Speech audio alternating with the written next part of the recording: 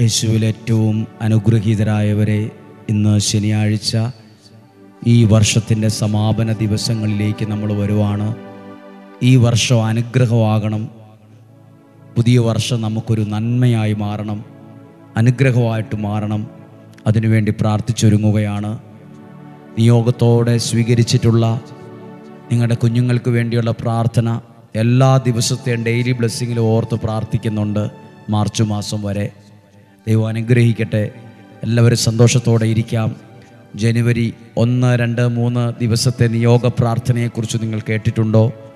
പുതിയ വർഷത്തിൻ്റെ ആദ്യ 3 ദിവസങ്ങൾ ഞങ്ങൾ ഉപവാസത്തോടെ, ഒരു നേരത്തെ ഭക്ഷണമൊക്കെ മാറ്റിവെച്ച് ഉപവാസത്തോടെ നിയോഗത്തിൽ നിങ്ങൾക്ക് വേണ്ടി പ്രാർത്ഥിക്കുന്നുണ്ട്. സാധ്യമായ പ്രാർത്ഥനകളൊക്കെയും നമുക്ക് ഒരുമിച്ച് ചേർത്ത് വയ്ക്കാം.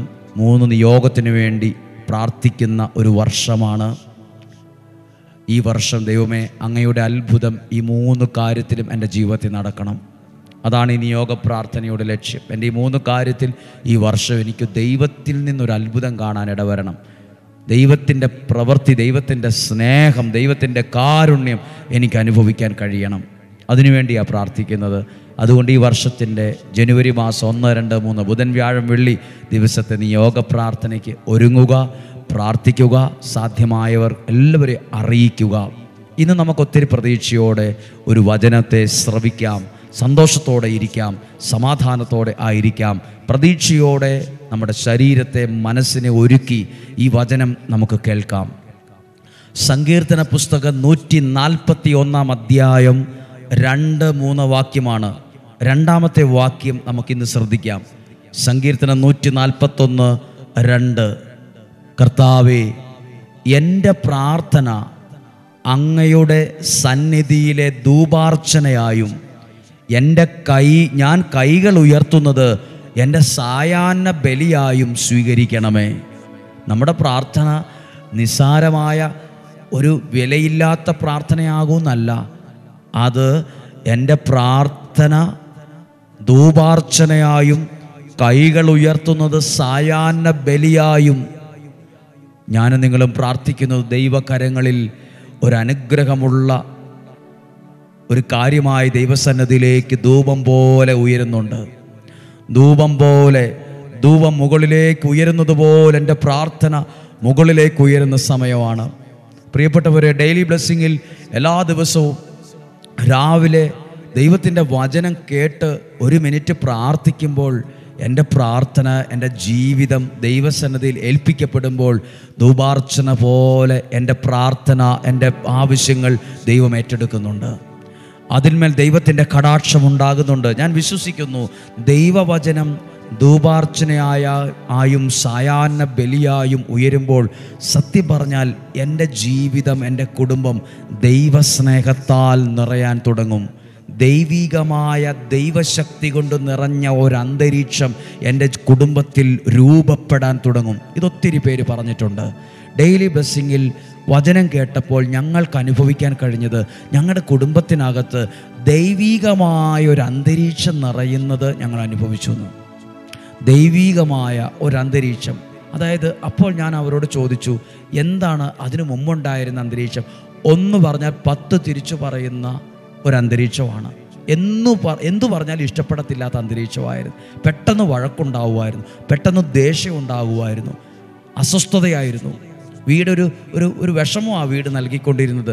പക്ഷെ ഞങ്ങളുടെ വീടിൻ്റെ അന്തരീക്ഷത്തെ മാറ്റി ദൈവസ്നേഹത്തിൻ്റെ, ദൈവശക്തിയുള്ള ഒരു അന്തരീക്ഷത്തെ ഞങ്ങളുടെ വീടിനകത്ത് വരാനിടയായത് ഞങ്ങൾ ആഗ്രഹിച്ചു പ്രാർത്ഥിച്ചൊരു കാര്യം. വീടൊരു സന്തോഷമായിരുന്നെങ്കിൽ, എല്ലാവരും തമ്മിലൊരു സ്നേഹം ഉണ്ടായിരുന്നെങ്കിൽ, അത് ഞങ്ങൾക്ക് നൽകിയത് ഓരോ ദിവസവും കേൾക്കുന്ന വചനത്തിലൂടെയാണ്.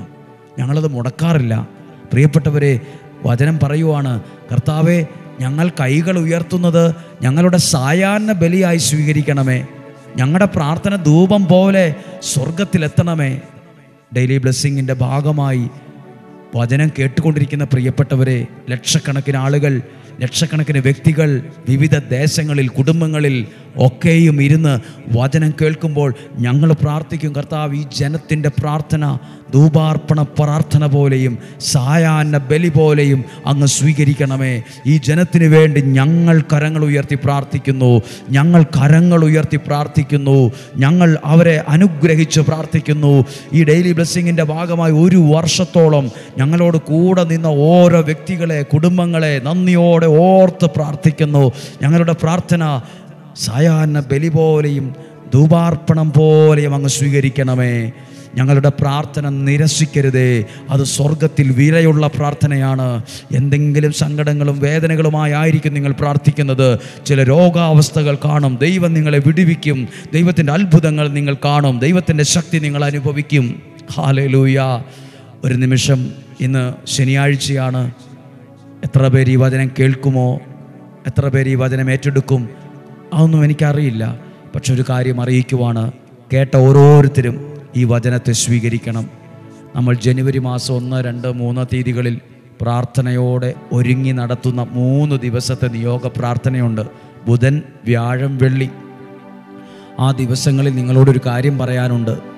നിങ്ങൾ ഒരുമിച്ച് ഇങ്ങനെ പ്രാർത്ഥിക്കണം. ദൈവമേ, ഈ 2025 എന്ന വർഷത്തിൽ ഞങ്ങളുടെ ജീവിതത്തിൽ ദൈവാനുഗ്രഹമായി ഈ 3 കാര്യത്തിലും ഞങ്ങൾക്കൊരു അത്ഭുതം ഉണ്ടാകണം. ഞങ്ങൾക്കൊരു സാക്ഷ്യം പറയാൻ പറ്റണം. നിങ്ങളുടെ കുഞ്ഞുങ്ങളുടെ മേൽ അനുഗ്രഹമുള്ള ഉത്തരം ഉണ്ടാകണം. നിങ്ങൾക്ക് നല്ല നല്ല കാര്യങ്ങൾ ദൈവം നടത്തി തരുന്ന അനുഭവം ഉണ്ടാകണം. അങ്ങനെ വില കൊടുത്ത് പ്രാർത്ഥിക്കുവാണ്. 3 നിയോഗങ്ങൾ എഴുതി വച്ച് നിങ്ങളുടെ പ്രാർത്ഥനാ മുറിയിലോ നിങ്ങളുടെ നിയോഗത്തിൽ വയ്ക്കുന്ന ദൈവവചനത്തിനകത്തോ വേദപുസ്തകത്തിനകത്ത് എഴുതി വെച്ച് 3 നിയോഗം എഴുതി വയ്ക്കുക. ഈ 2025 എന്ന വർഷത്തിൽ വചനം കേട്ട് പ്രാർത്ഥിച്ചു തുടങ്ങുമ്പോൾ ഈ വർഷം നിങ്ങൾക്ക് അനുഗ്രഹമുള്ള, സന്തോഷമുള്ള, നന്മകളുള്ള, സാക്ഷ്യമുള്ളൊരു വർഷമായിരിക്കും. സമീപത്ത് നിന്നായിരിക്കും നിങ്ങളിത് കേൾക്കുന്നത്, ദൂരെ നിന്നായിരിക്കും കേൾക്കുന്നത്. നിങ്ങളുടെ ബന്ധുമിത്രാദികൾ, പ്രിയപ്പെട്ടവർ, കുടുംബക്കാർ, പരിചയക്കാർ, ഗ്രൂപ്പുകളോ എല്ലാവരോടും പറയണം. ഒരാൾ അനുഗ്രഹിക്കപ്പെടാൻ വേണ്ടിയല്ല, എല്ലാവരും ദൈവത്താൽ അനുഗ്രഹിക്കപ്പെടണം.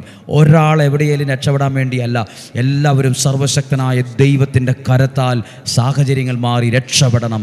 അതിനുവേണ്ടിയാണ് നിയോഗ പ്രാർത്ഥന പരിശുദ്ധാത്മാവ് ഒരുക്കി തന്നത്. നമുക്കതിനു വേണ്ടി ഒരുങ്ങണം, പ്രാർത്ഥിക്കണം. ദൈവത്തിൻ്റെ വചനത്തിനായി നമുക്ക് ഒരുങ്ങാം. ഈ ബുധൻ, വ്യാഴം, വെള്ളി ദിവസങ്ങൾ അനുഗ്രഹത്തിൻ്റെ, ഒരുക്കത്തിൻ്റെ പ്രാർത്ഥനയുടെ ദിവസമാണ്. ഇവിടെയും 3 ദിവസങ്ങൾ, വ്യാഴം, വെള്ളി ദിവസങ്ങൾ ഒത്തിരി പ്രാർത്ഥനയോടെ ചെലവഴിക്കുന്ന ദിവസമാണ്. സാധ്യമായ ഓരോരുത്തർക്കും ഒരുമിച്ച് വന്ന് പ്രാർത്ഥിക്കാം. ദൈവം അനുഗ്രഹിക്കട്ടെ. ഈശോയുടെ നല്ല ആശീർവാദത്തിനായി ഒരുങ്ങാം. നമ്മുടെ കർത്താവ് ഈശോ മിശിഹായുടെ കൃപയും പിതാവായ ദൈവത്തിൻ്റെ സ്നേഹവും പരിശുദ്ധാത്മാവിൻ്റെ സഹവാസവും നിങ്ങളോട് കൂടെ ഉണ്ടായിരിക്കട്ടെ. കർത്താവെ, കഴിഞ്ഞ ആഴ്ചകളിൽ ഞങ്ങൾ സ്വീകരിച്ച കുഞ്ഞുങ്ങളുടെ പേരുകൾ, അവരുടെ നിയോഗം എഴുത്തിലൂടെ വന്നത്, പോസ്റ്റിലൂടെ വന്നത്, വാട്സപ്പിലൂടെ അറിയിച്ചത്, അതെല്ലാം ഈ അൽത്താരയിൽ ഈ ഡെയിലി ബ്ലെസ്സിങ്ങിൻ്റെ വചന കൂടാരത്തിൻ്റെ അകത്തുണ്ട്. ആ കുഞ്ഞുങ്ങൾക്ക് അനുഗ്രഹം ഉണ്ടാകണം, വിജയമുണ്ടാകണം, ഭാവി ഉണ്ടാകണം, നല്ല നിലകളിൽ അവരെത്തണം. ദൈവാനുഗ്രഹത്തിൽ ഈ കുടുംബം അനുഗ്രഹമാകണം. പ്രാർത്ഥിക്കുക. ദീർഘായുസ്സും ആരോഗ്യവും സന്തോഷവും സമാധാനവും നിലനിൽക്കുന്ന ഐശ്വര്യവും സ്വർഗത്തിലെ ദൈവം നിങ്ങൾക്ക് നൽകട്ടെ. ഈശോയുടെ നാമത്തിൽ അനുഗ്രഹിച്ചേൽപ്പിച്ച് പ്രാർത്ഥിക്കുന്ന ഇപ്പോഴും എപ്പോഴും എന്നേക്കും. ആമേൻ. നാളെയും 5:30 ഒരുമിച്ച് കാണാം. സാധ്യമായ ഓരോരുത്തർക്കും ഈ വചനം കൊടുക്കണം. മടി കൂടാതെ, അസൂയ കൂടാതെ,